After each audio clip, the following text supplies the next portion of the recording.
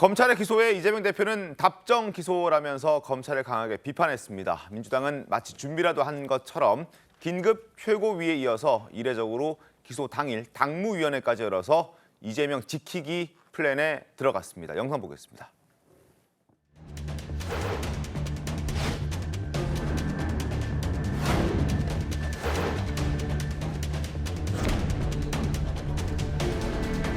저에 대한 기소는 답정 기소입니다. 전혀 놀랄 일도 아닙니다. 이미 예상했던 일입니다.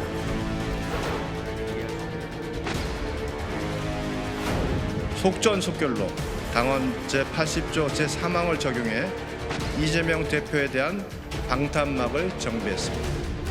당이 단결하고 단합하는 모습을 신속하게 보여주는 것이 필요하다. 정치 탄압의 근거요. 이재명 대표에 대한 정치 탄압의 근거는 설명하지 않아도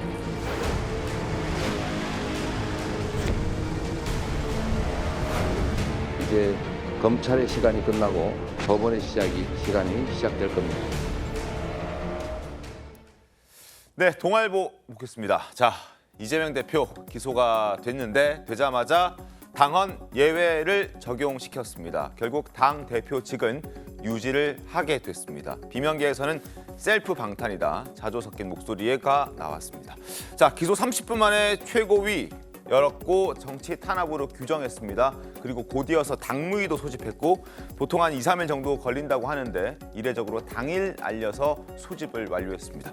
그리고 당헌 80조 당직 정지 예외에 해당된다라고 공표했고 이 대표는 당직을 유지하게 됐습니다.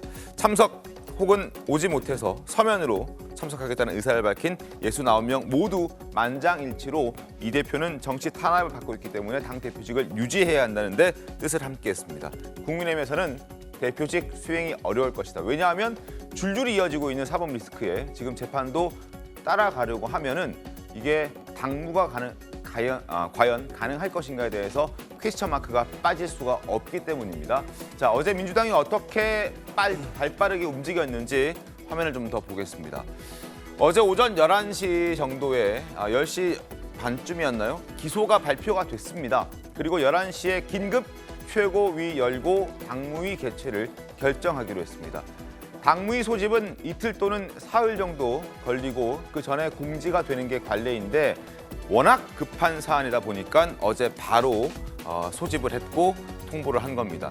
이 대표 최고위에 불참했고 그다음에 당무위에도 불참했습니다만 이것 또한 여러 비판의 목소리들이 있습니다. 결국 오후 5시 당무위원회가 소집이 됐고 1시간 만에 논의를 길게 하지도 않았습니다. 1시간 만에 끝냈고 당헌 80조 예외 적용을 결정했습니다. 박홍근 원내대표가 회의를 이끌었습니다. 자, 못 온 사람이 더 많을 수밖에 없죠. 당무위원회 지도부 포함해서 그리고 지자체장들, 상임위원장들 그리고 도당위원장들 이런 사람들이 다 와야 되는데 다 올 수가 없는 상황이었습니다. 30명 참석했고 서면 의견서 제출한 사람이 39명. 그래서 69명이 모았는데 모두 다 찬성, 만장일치로 이 대표를 당대표직을 유지하게끔 만들어줬습니다. 이종훈 평론가님 어떻게 보셨습니까? 일단 당원 당규가 이렇게 그 부정부패와 관련돼서 당직을 내려놓는다라는 당원 당규가 왜 만들어졌냐면 그만큼 선거를 앞두고 이 유권자들에게 우리 당은 굉장히 정당하다. 그리고 모든 어떤 그런 이 국회의원들이 정말 그런 부정부패를 하지 않겠다라는 것을 선언한 것이거든요. 그렇죠. 그런데 총선을 앞두고는 더 강화돼야 될 이런 규정을 거꾸로 역행하고 있는 겁니다. 1년밖에 안 남았는데도 불구하고 원래는 당원 당규를 언제나 총선 앞두고는 더 강화하거든요. 그래서 이런 거 절대 이런 일이 없습니다라고 공개를 해서 선거에서 이겨야 되는 어떤 그 정당이 거꾸로 지금 당원 당규를 지금 이 역행하고 있는 것이거든요. 이건 한 사람을 위한 정말 당대표든 누구든 어쨌든 한 사람을 위한 당원 당규를 역행하고 있다라고 유권자들이 판단하게 만들고 있는데 그럼에도 불구하고 예상대로 이거를 이렇게 예외 조항을 했다. 이 당은 지금 거의 사당화되고 있다라는 유권자들의 비판을 그냥 받아들이겠다라는 거로 보여집니다. 한민수 대변인 말씀 좀 부탁드리겠습니다. 근데 이게 이제 뇌물과 부정부패 여기 이제 조항이 80조 1항이죠. 네. 근데 이제 이게 사망의 경우는 명백한 정치 탄압에 징후할 정치 탄압으로 볼 수 있을 경우는 이걸 당무위원회의 결정, 유권 해석으로 달리할 수 있다 이렇게 돼 있습니다. 그래서 이거는 저희 당원들이 권리당원만 한 140만 명 되고 네. 일반 당원까지 200만 명 가까이 육박합니다. 그래서 당원들의 총의를 모아서 지난 지도부에서 당원 당규가 뭐 국민의힘도 100%로 룰 바꾸듯이 뭐 적법한 절차에 따라서 당원 단계에 바뀌어진 거고요. 그다음에 이제 국민의힘에서 왜 속전속결로 또 이걸 했느냐 이런 말씀을 하시는데 그거는 뭐 좀 그런 것 같아요. 왜냐하면 예전에 이재명 대표 수사 빨리 나가라 해서 3번씩이나 수사 받았어요. 다른 분들하고 다르게. 네. 안 받는 분 있지 않습니까? 소환조사도. 3번씩 받고 또 입장을 밝혀라. 그래서 계속 밝히다가 더 밝혀라. 그래서 기자회견까지 했습니다. 그랬더니 그걸 또 길게 했다고 비판하더라고요. 그래서 너무 비판을 위한 비판은 좀 안 하셨으면 좋겠고 저걸 왜 빨리 했느냐 이런 말씀은 네. 이미 이제 기소된다는 거는 아마 그 언론 보도도 네. 그제부터 계속 나왔죠. 네, 뭐 내일 예상이 한다고 됐던 예상됐었습니다. 됐었고 저희 같은 경우는 이제 예전에 정말 뭐 헌정사 처음으로 제1야당 대표에 대한 이 구속영장 청구되고 국회로 체포동의안이 넘어왔을 때 당시 이제 의원총회를 2차례 이상 했습니다. 했고 국회의원들과 지역위원장들 연석회의도 가졌고요. 네. 그래서 그 뭐 내부 구성원들이 이른바 당무위원들이 모두 포함되는 여러 가지 회의를 몇 차례 했습니다. 거기에 네. 따라서 이미 이제 이런 당 대표에 대한 사안들, 그다음에 이번에는 뭐 이수진 기동민 의원까지 포함이 됐는데 사안들이 명백한 정치 탄압으로 볼 수밖에 없다. 검찰의 선택적 이런 수사들은 형평성 이런 수사들은 이런 판단을 했고요.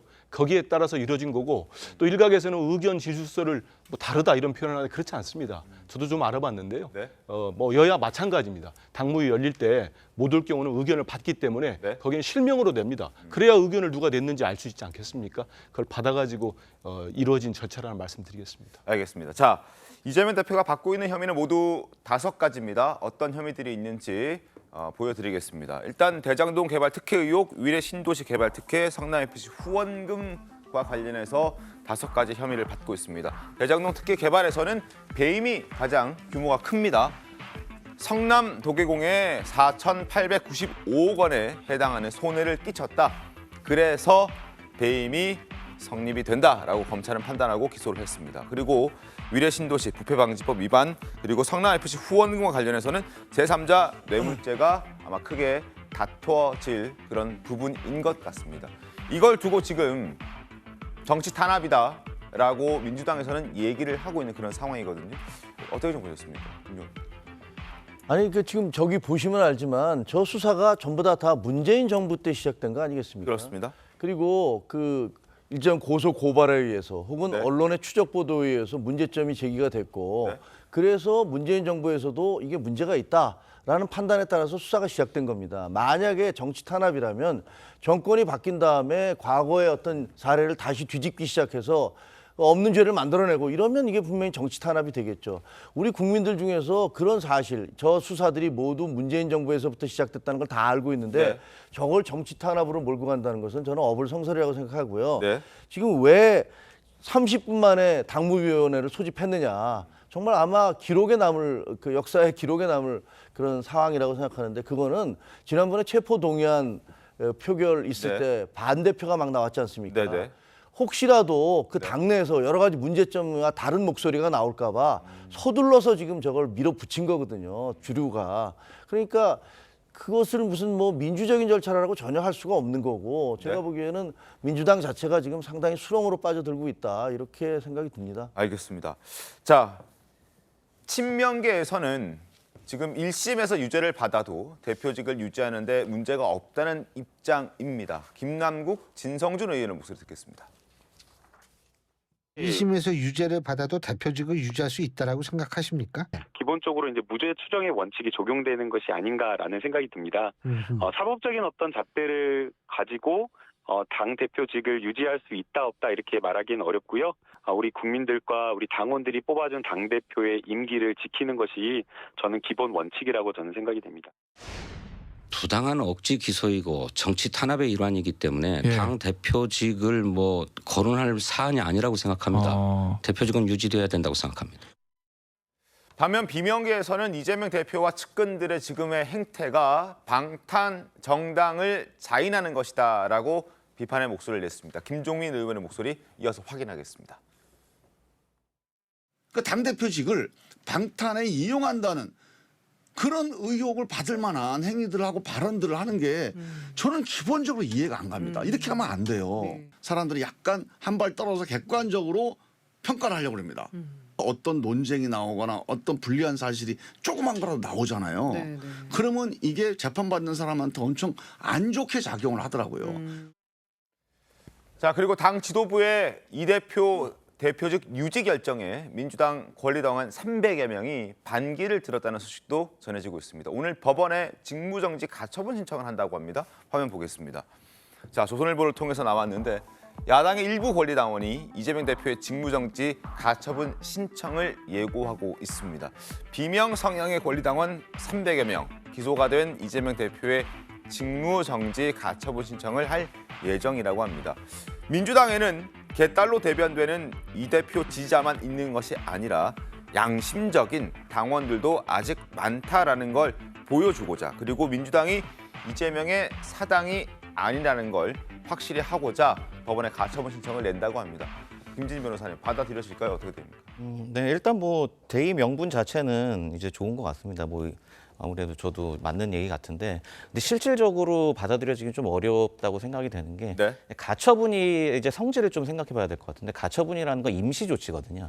그럼 뭐를 위한 임시 조치냐, 이걸 우리가 생각을 해봐야 돼요. 그러면 그게 이제 본안인데, 결국에는 직무정지 가처분이라는 건 그 어제 열렸던 이제 당무위의 어떤 결의가 무효다. 네. 이거를 전제로, 이거를 이제 본안에서 다투는 걸 전제로 하는 이제 임시 조치를 이제 요청을 하는 거거든요. 그렇기 때문에 결국에는 어제 이제 열렸던 당무위의 어떤 절차상 하자, 이런 것들이 이제 전제 조건이 될 수밖에 없는데, 아까 뭐 대변인님 말씀해 주셨지만 뭐 이걸 정치 탄압이라는 한마디로 이제 이거를 제거하는 이런 거를 저는 이제 도저히 받아들여질 수는 없지만, 이런 뭐 절차상의 어떤 하자가 있냐, 이 부분에 있어서는 뭐 민주당 내부적으로도 이 부분에 대해서 충분히 논의를 했을 거고, 이게 네. 나중에 뭐 법원에서 절차상 하자가 있다고 받아들여지긴 상당히 어려운 측면이 있기 때문에, 그걸 전제로 진행되는 이 직무정지 가처분 자체가 받아들여지긴 좀 어려울 것 같고, 또 하나는 이런 경우에 오히려 직무정지 가처분이 이제 기각될 경우에는 오히려 이재명 대표의 어떤 지금 이런 자리 지키기 이런 거에 대해서 어떤 좀 이런 걸 좀 정당화해주는 이런 논리가 될 수도 있어서 오히려 조금 위험한 것 같기도 하고, 제가 볼 때 이렇게 지금 양심적인 당원분들이 이런 얘기를 해주셨지만, 뭐 한편으로 생각하면 그렇게 생각하는 게 맞냐도 모르겠지만, 조금 더 이제 아까 좀 전에 말씀드린 것처럼 좀 더 생각을 조금 더 해가지고 이제 한 차원 더 내다봐서 이게 기각이 될 경우에 오히려 이재명 대표에 대한 어떤 지지 근거가 더 확실해지지 않겠냐, 이런 노림수가 있지 않냐, 저는 한편으로 그런 것도 좀 생각을 해봅니다. 알겠습니다. 어찌됐든 이게 법원의 판단으로 받아들여질지 않을지는 미지수이긴 합니다만, 그만큼 이 대표의 당직을 유지하는 것에 대해서 권리당원들조차도 불만이 있다라는 뜻은 충분히 국민들께 전달이 되는 그러한 의견 표출이 아닌가 하는 생각을 해봅니다. 그리고 국민의힘도 이재명 대표의 혐의 내용이 심각하다라면서 당 대표직을 내려놔야 한다는 목소리를 강조하고 있습니다. 자, 김기현 대표와 유상범 수석 대변인의 이야기 들어보겠습니다. 매우 심각한 내용인 것 같습니다. 이재명 대표가 더 이상 민주당의 대표를 수행할 수 없는 것이 아니냐, 저는 그런 생각을 가지고 있습니다. 이재명 대표의 불구속 기소 결정이 내려진 지 20여 분 만에 긴급 최고위를 소집했습니다. 이후 군사작전하듯 일사불란하게 움직여 오후에 당무위원회를 소집했고, 속전속결로 당헌 제80조 제3항을 적용해 이재명 대표에 대한 방탄막을 정비했습니다. 체포동의안 부결 때 보았던 신라 같던 민주당의 양심도 찾을 수 없었습니다. 자, 준비 절차를 거치고 나면 한 5월쯤에는 이 대표가 대장동 의혹, 그리고 성남FC 후원금 의혹과 관련해서 재판에 출석하는 이제 공판이 시작될 것으로 예상이 됩니다. 그렇게 되면 과연 이 대표가 당 대표로서의 역할을 제대로 할 수 있을지에 대해서 의문 부호가 붙을 수밖에 없는데, 일단 이 대표는 검찰 기소에 대해서는 쇼라고 얘기를 했고, 법정에서 진실을 다투겠다, 이런 입장을 어제 밝혔습니다. 목소리 확인하겠습니다. 온갖 압수수색 쇼, 체포영장 쇼를 벌이면서 시간을 끌고 정치적으로 활용하다가 이제 그 정해진 답대로 기소한 것입니다. 전혀 놀랄 일도 아닙니다. 이미 정해진 일이었기 때문에 이미 예상했던 일입니다. 지금 검찰의 사건 조작이 점유가경입니다. 쌍방울 사건 관련해서도 계속 이상한 주장들과 또 언론의 왜곡 보도들 사례들이 계속 드러나고 있습니다. 법정에서 진실을 가리기 위해서 최선을 다할 것이고 결국 명명백백하게 진실이 드러날 것이라고 믿습니다. 김종규 위원님, 일단 이재명 대표는 법정에서 나 자신 있다 뭐 이런 얘기를 하는 것 같아요. 어떻게 좀 보십니까? 아니 법정에서 그렇게 자신이 있으면 왜 체포 동의안에 대해 들어왔을 때 아니 너 필요 없고 나 가서 판사님 앞에서 뭐가 문제인지 검찰 수사가 얼마나 엉터리인지에 대해서 밝히겠다고 말씀을 하시지 않습니까? 그걸 방탄 국회로 자기에 대한 것은 다 철저히 막으면서 계속 말로만 검찰 수사가 이상하다. 뭐가 이상한지 구체적인 내용을 얘기하지 않으세요.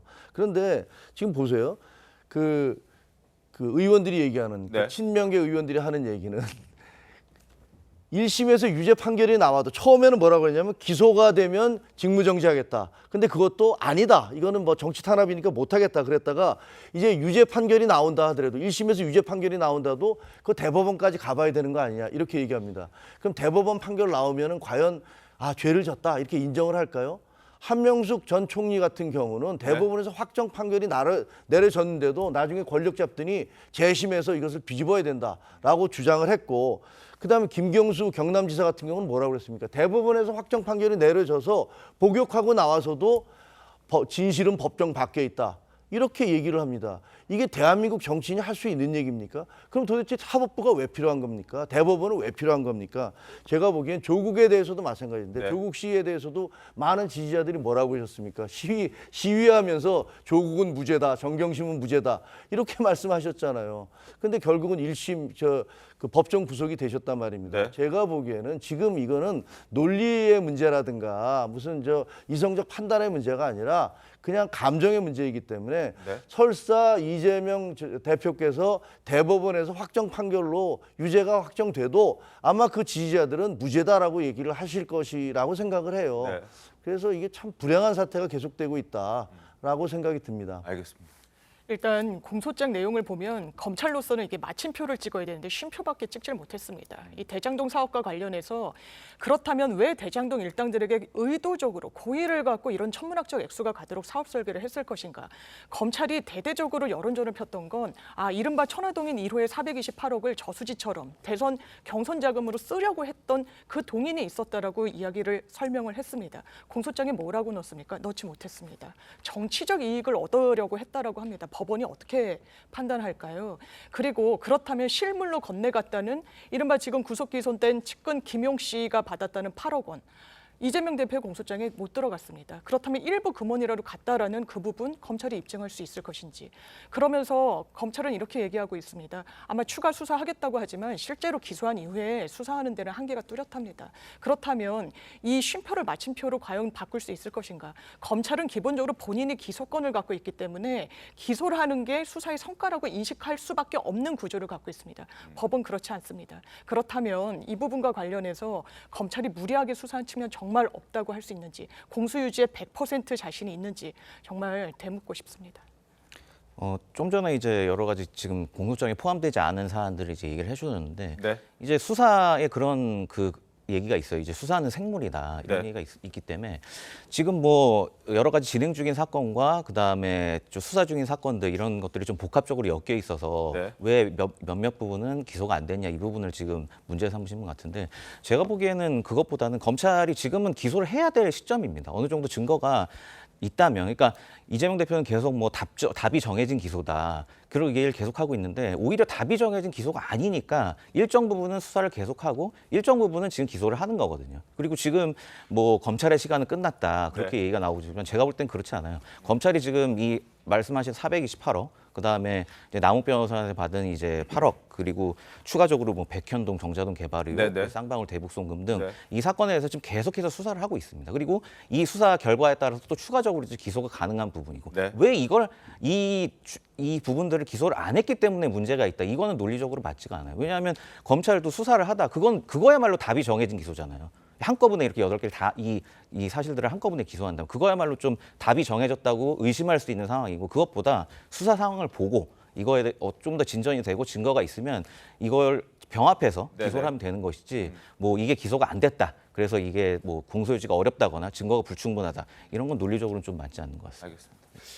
알겠습니다. 작년 11월 1일부터 이제 기소하기 전인 네. 3월 21일까지 이른바 검찰발 기사로 네. 428억, 천화동인 1호 마치 이재명 대표 측이 약정받은 것처럼 보도가 총 2,064건이 나왔습니다. 그렇게 많았습니까? 그런데 어제 아예 기소를 못했어요. 공소 넣지를 못했어요. 428억 원에 대해서는. 예, 아예. 저는 대표가 이재명이 됐든 황교안이 됐든 김기현이 됐든 네. 다른 누가 됐든지 간에 네. 재판을 받는 분이 재판정 가서 진실을 밝히겠다는 얘기를 그렇게 비난받아야 되겠습니까? 왜 비난을 받아야 됩니까? 잘 가서 재판을 받아서 법원에서 진실을 밝히겠다. 입장을 밝히지 않았다고 뭉뚱그려서 공격하시는데요.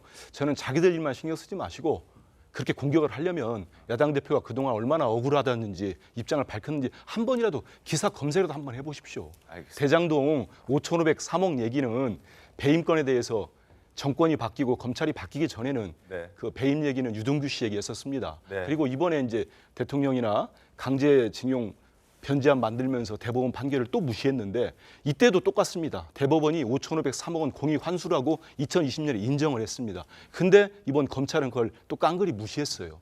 두 번째는 성남 FC 건 간단히 말씀드리면 경찰이 한 3년간 수사해서 혐의 없음으로 불송치 결정했는데 정권 바뀌면서 또 이렇게 제3자 뇌물로 수사하지 않았습니까? 그러면 민주당이나 이재명 대표 입장에서는 이건 정치적인 목적이 있는 거 아니냐? 검찰권이 남용되는 거 아니냐? 당연히 의혹을 제기하고 주장할 수 있는 거 아니겠습니까? 알겠습니다. 그 주장이 맞부딪혔으면 검찰은 검찰 나름대로 조사를 한 거 아니겠습니까? 수사를 가혹하게. 네. 검사 60명을 동원해서 1년 6개월 했으면 네, 네. 이제는 법원 가서 다투보면 되는 거 아니겠습니까? 알겠습니다.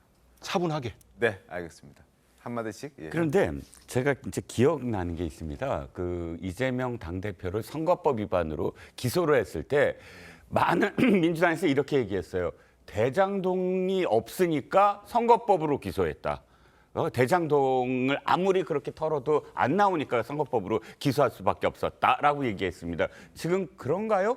대장동 지금 기소했잖아요. 그러니까 지금 그때 시점에서 대장동이 아예 없으니까 검찰이 했다가 아니고 지금도 똑같습니다. 그러니까 예를 들어서 428억이 안 나오니까 지금 딴 걸로 했다가 아니라 지금 공소유지를 위해서 기소를 하기 위해서 가장 뚜렷한 것, 공소를 유지할 수 있는 것부터 한다가 사실 정답이지. 네. 이게 없으니까 안 했다. 이렇게 얘기하는 건 그때로 다시 되돌아가야 되는 거고요. 3년 동안 털었는데 안 나왔다. 이거 다시 말씀을 드립니다. 아까 기사 말씀하셨지만 한겨레 신문이나 경향신문 기사를 그때 찾아보세요. 어떻게 나오냐면 경찰이 수사를 안 했다는 거예요. 언제까지 안 했냐면 당시에 대법원에서 그러니까 허위사실 공표로 이재명 지사가 그 판결이 확정 판결이 나올 때까지 경찰은 수사를 아예 안 했다라는 그 기사가 있거든요. 안 했다가 그게 나오자 서둘러 몇 개월 뭐 소환도 안 하고 그냥 덮어버렸다. 이건 당시 사실로 다 드러난 건데 3년 동안 수사를 했는데 혐의 없음이 나온 게 아니다. 그러니까 기사를 말씀하시면 그 당시 기사들을 다 체크를 해보시면 네. 당시 어떻게 됐는지 다 나온다는 거죠. 알겠습니다. 저는 이제 이재명 대표께서 법정에서 진실을 밝히겠다라고 말씀하신 거 상당히 환영을 합니다. 뭐 당연히 그러셔야겠죠. 그런데 법정에서 진실을 밝힐 수 있는데 왜 영장실질심사하는 판사님 앞에서는 진실을 먼저 밝힐 수 없었는지 그게 궁금하긴 하고요. 또 조국 전 수석도 그렇게 얘기를 했었습니다. 네. 그런데 법정에 가서는 묵비권을 행사했던 걸로 좀 기억을 하고 있는데 그래서 이재명 대표께서 법정에 가서 제대로 된 말씀, 자기 방어권을 행사하시기 또 변호사시니까 그렇게 하기를 바라고요.